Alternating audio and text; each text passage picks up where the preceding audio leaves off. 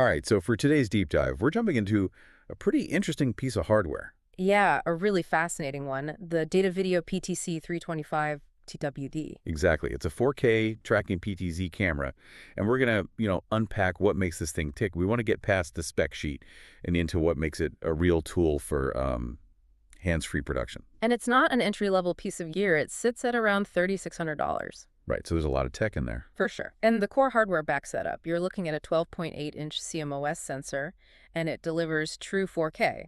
So that's 2160p at 50 or 60 frames. And PTZ, just for anyone new to this, means pan, tilt, and zoom. Full robotic motion. Right. And the zoom here it's powerful. 30x optical. And a 16x digital on top of that. Plus, I saw it has some pretty advanced 3D noise reduction, which is, huge for those dimly lit lecture halls or stages. Absolutely. But I think we need to get to the main event here, the real reason for that price tag. Automation. The auto tracking. I mean, you can fire it up instantly with the included remote or through DVI-P controllers. Okay, but let's talk about the real world problem. The thing that always seems to break these systems. Interference. Yeah, exactly. Yeah. An audience member stands up or an assistant walks across the stage and the camera it loses the subject. It completely breaks the illusion of a human operator. And that's where their custom tracking feature is a massive, massive practical benefit. How does that work? Well, you can designate only one person for it to track.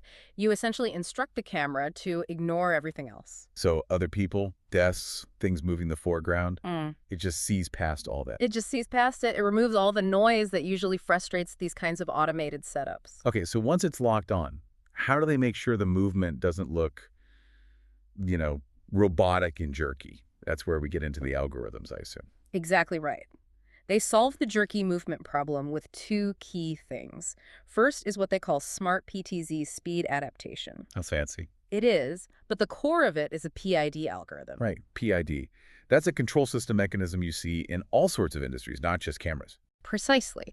But the takeaway for you, the user, is that it detects how fast your talent is moving, and it prevents two big production flaws: lag and overshoot. So the camera never falls behind, Yeah. but it also doesn't whip past the person when they stop suddenly. No whiplash effect. It adjusts its own pace dynamically. And that idea is really cemented by the second feature. The S-shaped speed curve. Yeah.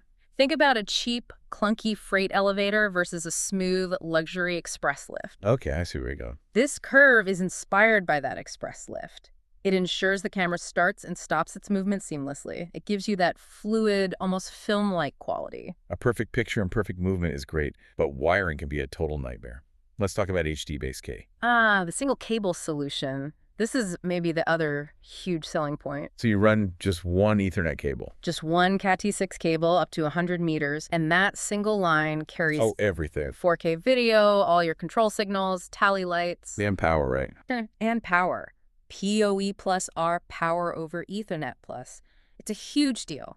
It means you don't need to get a separate power outlet installed up in the ceiling or wherever you mount the camera. And you're not locked into just that one output. You still get simultaneous feeds. Yep.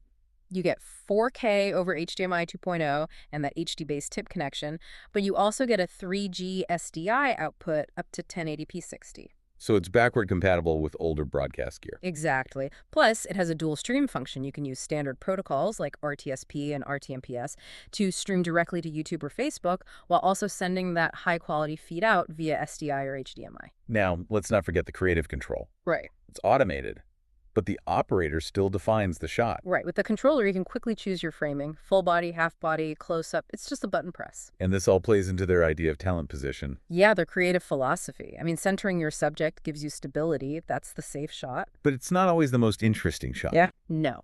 Placing the talent on the left or right third of the frame, it's just better storytelling. It lets you show where they're looking or, imply something about the space around them. It adds a layer of narrative depth. So to wrap this all up, what we're really looking at is a successful merge of broadcast quality 4K imaging. With some really sophisticated single operator automation. All tied together by the sheer simplicity of a PoE and HDBaseT setup. It's professional results, basically, without the need for a dedicated camera crew. It's an incredibly powerful tool, and it brings up a really interesting, provocative thought for you to consider. Okay. Given that this camera's algorithms, like that PID system, can handle complex movement and tracking, Yeah. arguably smoother and more consistently than a human operator could. Who might get tired or just distracted. Right. So what are the ultimate implications of that level of precision automation on the traditional role of the skilled videographer in, say, a professional studio? It's definitely something to mull over until our next deep dive.